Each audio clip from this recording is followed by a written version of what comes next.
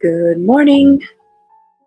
Welcome, Bookie Monsters. Welcome or welcome back to my channel. This is Bookie Monsters. My name is PK, and it is Friday, December 8th. And that means we're looking at the new releases this week, sort of a catch-all. And I'm thinking we'll look mostly at mysteries and cozy mysteries, leftover that we did not get to. Quick announcements. No sprints tonight, but I will be doing sprints tomorrow afternoon as usual at 1 p.m. Mountain Time, 3 p.m. Eastern.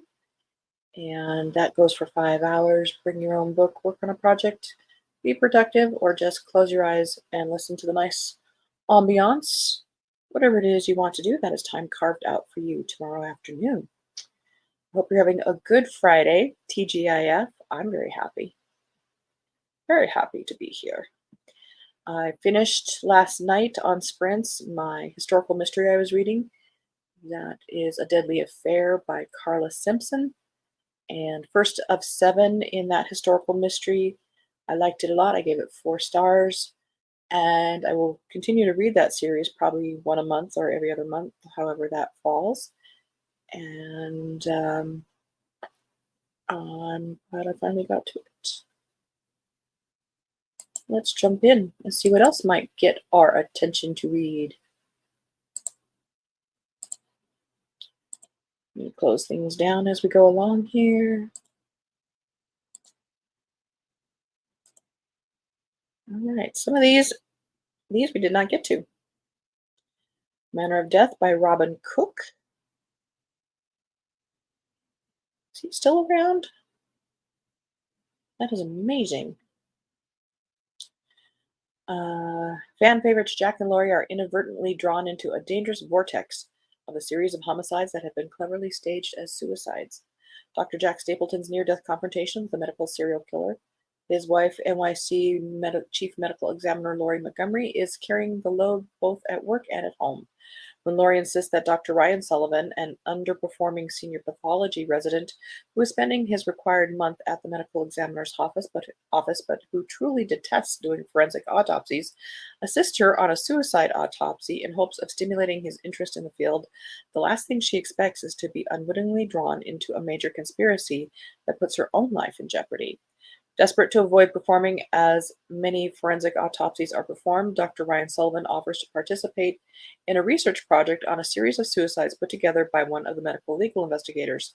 These suicides, like the case Ryan analyzes with Laurie, hint at something bothersome, questions about their manner of death.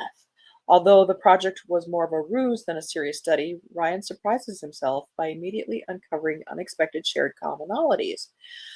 Most astonishing of all, Ryan's inquiries eventually put him and Laurie at risk by leading to a nefarious cancer diagnostic company that promotes the very latest groundbreaking cancer screening technology in a shockingly self-serving and fraudulent fashion. Manner of Death by Robin Cook. Good for him. Did that one. We did not do this one. S.J. Rosen is a big name in mystery. This is The Mayors of New York, and this is another combined Lydia Chin and Bill Smith. Find themselves thrust into the mystery behind the disappearance of a teenage son of the mayor of New York.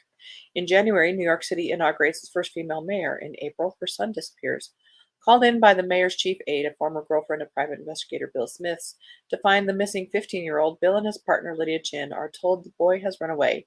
Neither the press nor the NYPD know that he's missing, and the mayor wants him back before a headstrong child turns into a political catastrophe. But as Bill and Lydia investigate, they turn up more questions than answers. Why did the boy leave? Who else is searching for him, and why? What is his twin sister hiding? Then a teen is found dead and another is hit by gunfire. Are these tragedies related to each other and to the mayor's missing son? In a desperate attempt to find the answer to the boy's disappearance before it's too late, Bill and Lydia turn to the only contacts they think will be able to help, the neighborhood leaders who are the real mayors of New York.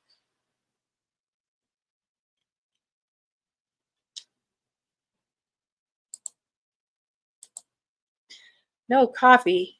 Oh, happy Friday, Mary. Thanks for being here. Appreciate it. Let's get rid of that banner while I'm here. Daughter of Ashes by Ilaria Tutti. Set in the idyllic mountains of northern Italy, the latest volume in Ilaria Tutti's gripping series is a tour de force, a poignant and irresistible story about the relentless pull of the past on the present. Superintendent Teresa Battaglia, a trailblazing criminal detective on the Italian police force, is on sick leave recovering from her recent brush with death in pursuit of a killer.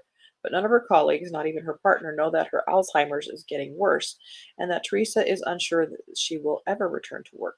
Teresa's plan for retirement are shelved, however, when she is urgently summoned to meet with menacing serial killer Giacomo Mainardi. Refusing to speak with anyone but Teresa, whose investigative work 27 years prior landed him in maximum security prison, Mainardi has disconcerting news. Someone is after him, and only Teresa holds the key to keeping everyone, including herself, safe. To solve the case, Teresa must come face to face with a history she thought she'd buried, back to when Giacomo first began to kill, and Teresa, newly pregnant and married to an abusive man, did everything she could to catch him.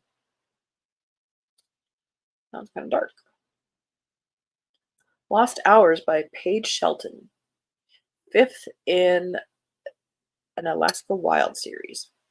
A year after arriving in Benedict, Beth Rivers is feeling very at home in Alaska, even as outsiders are starting to return to enjoy the brief summer perfection. Beth feels like she's finally let go of most of her demons. She's even found her father, Eddie Rivers, or rather, he found her, and she's trying to find the middle ground between her anger and forgiveness. One sunny July day, Beth boards a tourist ship to see the glaciers, the main reason visitors venture to the area, and something Beth hasn't attempted until now. But when the captain has to navigate to an island, a bloodied woman is found standing on the shore waving for help. When she's brought aboard, she claims she was kidnapped from her home in Juneau 3 days earlier and that a bear on the island killed her captor. She, however, is unharmed. The woman, Sadie, finds a sympathetic ear in Beth. She tells her that she's been in Juneau under witness protection and that the Juneau police don't like her. When another kidnapping occurs, Beth and Police Chief Brill can't help but think the two cases are interwoven, though the clues to solving them will be harder to unravel. Lost Hours by Paige Shelton. We did that one. The Other Mothers. I think we did that one too.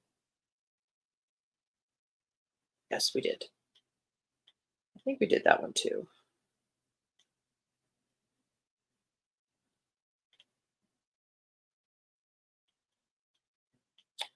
Victoria Thompson. I don't think we did hers. City of Betrayal. Elizabeth Bates' latest con might change the course of history in an all new blah blah blah.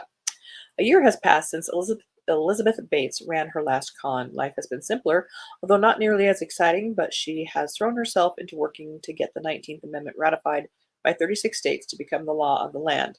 Since every other southern state has already rejected the amendment, it seems unlikely Tennessee will be an exception. But it's their only hope, so the suffragists descend on Tennessee for the final battle.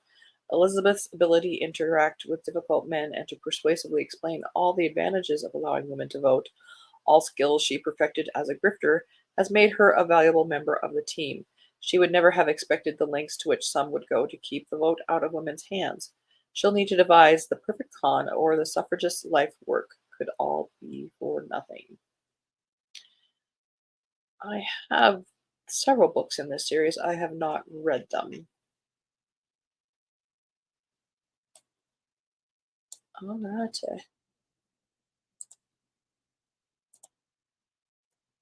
Sorry, got something in my eye.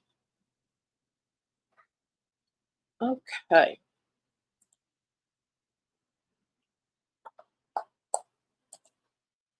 What time is it? I think we'll go over here actually.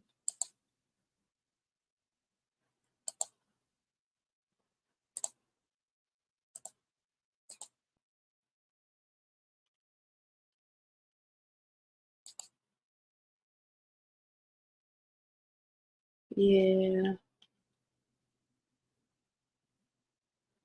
Yeah. We'll go over here. Okay. And we are kind of running out of time, and there's a lot here, so I think we will just kind of look at covers.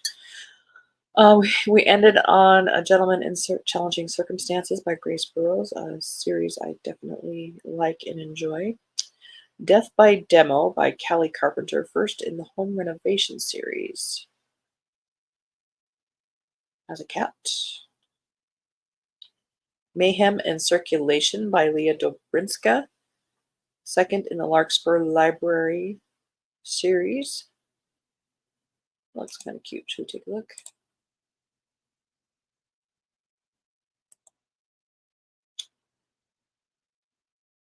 "292 pages."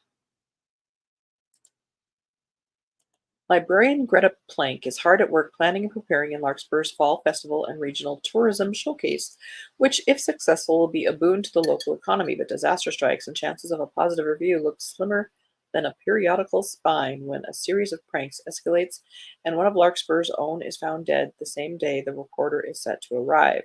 Desperate to defend her town's character and get to the bottom of the circulating mayhem, Greta begins indexing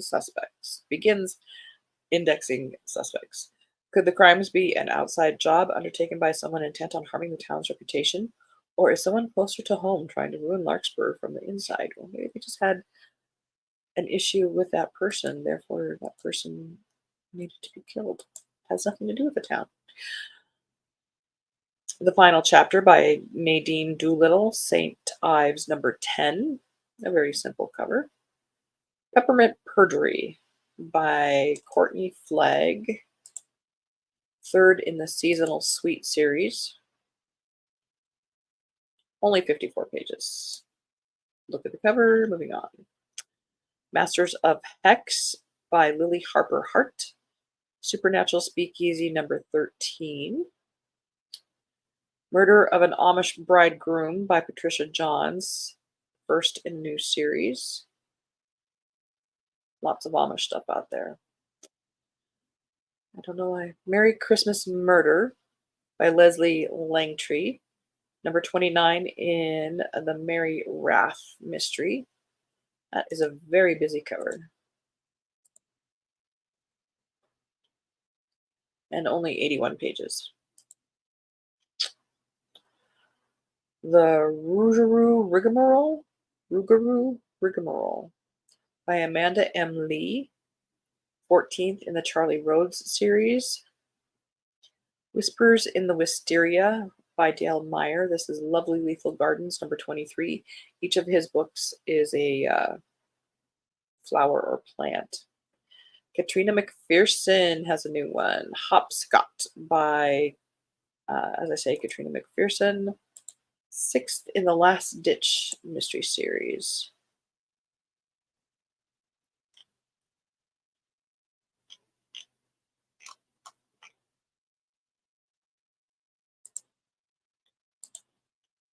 Lexi Campbell is long overdue a trip to Scotland to see her parents, and an unexpected death in the extended last-ditch motel family makes Christmas in a bungalow in Dundee with 9 others seem almost irresistible. But when Lexi and the last-ditch crew hop across the Atlantic, there's a change of plan, and they're whisked off to Mistletoe Hall in the pretty village of Yule, where the surprises continue. The news that a man disappeared from the crumbling pile 60 years ago, along with an unsettling discovery in the bricked-up basement, means that Todd, Kathy, and Lexi, Trinity for Trouble, must solve another murder.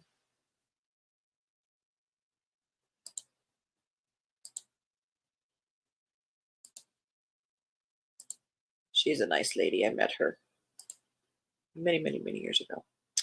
Christmas Cakes and Crooks by Karen McSpade. The Greek Island Gig by Cal Smog. Cozy Beatles number 6. Holy moly. I knew of 2.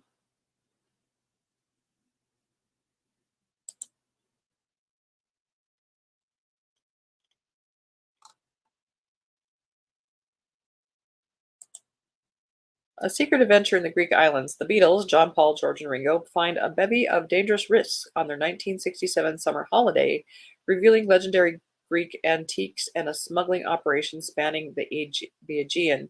Helen Spencer must sort out who is trustworthy and who means harm before evil befalls the world's most beloved band. Can she figure out the con and sail away with the Beatles with the police in hot pursuit? There's just one more problem, a mysterious island and the siren's musical call luring in the boys with danger lurking at every turn. Huh, interesting. Is this part of the series that I am familiar with, or is it a new?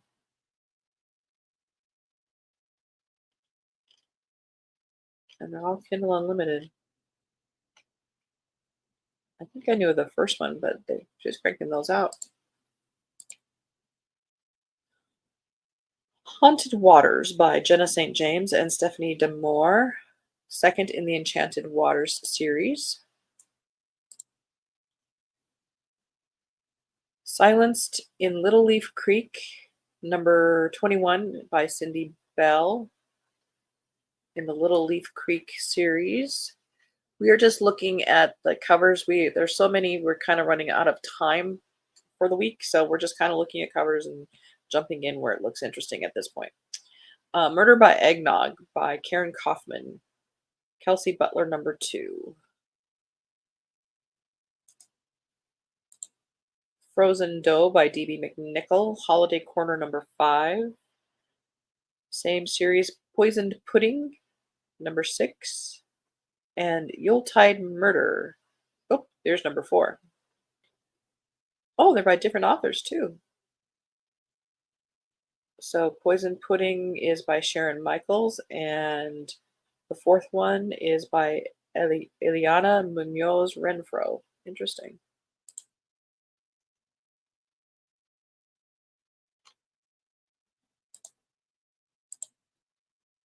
Gather the Anarchists by Tilly Wallace. Grace Designs number 3. That's a very pretty cover.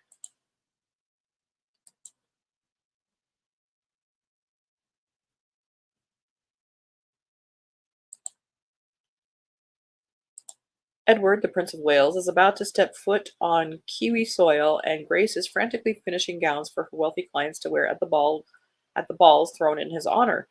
But then a horrible accident and a dying man's last moments draws her into a conspiracy to harm the prince.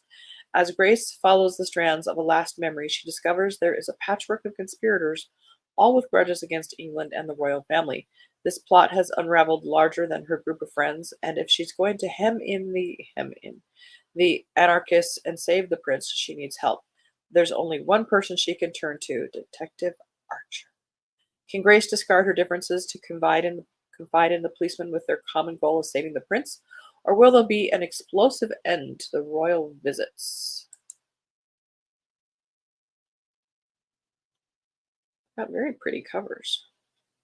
Set in 1920 New Zealand. Very interesting. See, that's why we look at all of these. You never know what's out there. A Watery Wipeout by Constance Barker and Savannah Mills, 6th in the Witches of Archer Hollow series. Magic Mistletoe by Annabelle Chase, 18th in the Starry Hollow Witches series. Murder on the Menu by Alex Coombs. That's kind of an interesting cover. I was lucky enough to cruise around the Greek Isles and was on the small boat. There were only 18 of us. Oh, yeah.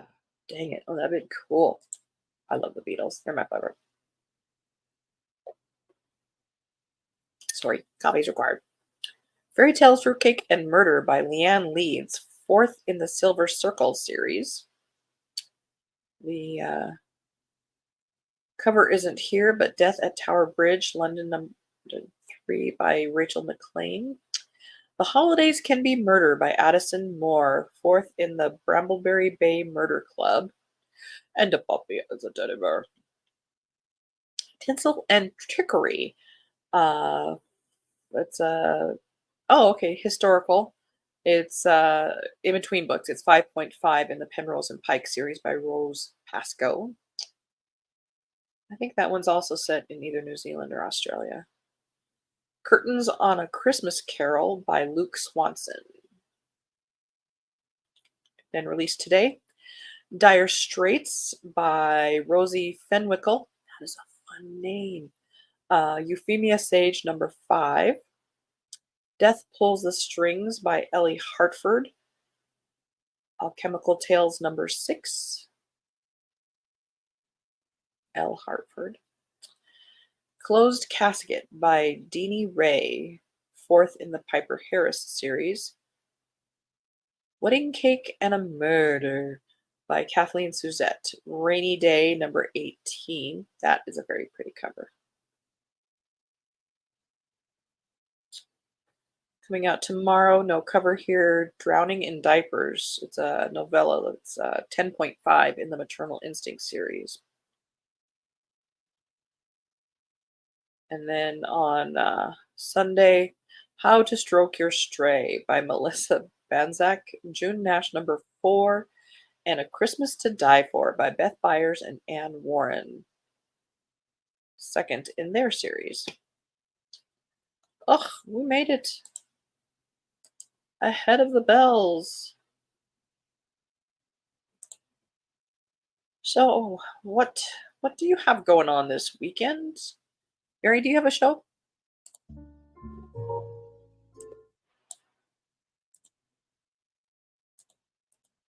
Good job, we made it.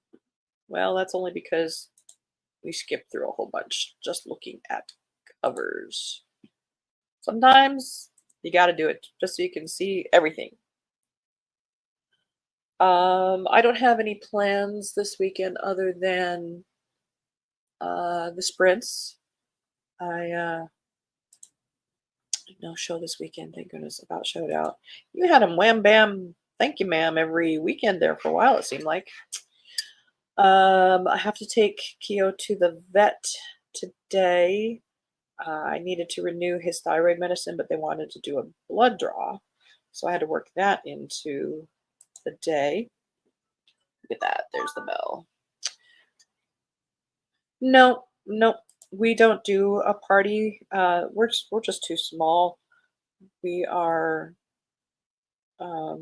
even short one person. We are seven of us who work there. So we do each, Steve and I both give gifts to everybody, and that's right. Bella did okay. It was the annual checkup, but everything's good. So no, we don't really do a party. We just keep plugging along with our fixing. We've got a lot of broken springs to get to today.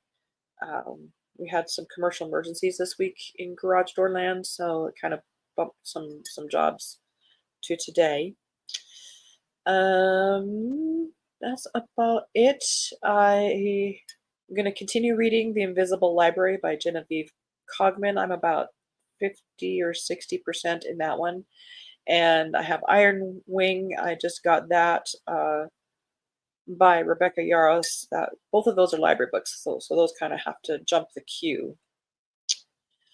No, our service manager left without notice last Thursday. So I'm back to doing that job. Last Thursday was not a great day. We still have our salesperson, but no service manager. So it's just the state of the world these days. I appreciate you guys coming here. I hope you're reading good books. Yeah.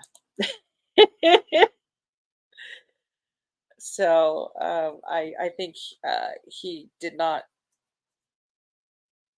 want to. He was taking frequent, pretty much hourly breaks to smoke, and we asked him not to do it on our premises. I think that was the nail in the coffin on some things, but he decided not to let us know about it and just kind of didn't show up. So that's people. But we just keep going. We keep going.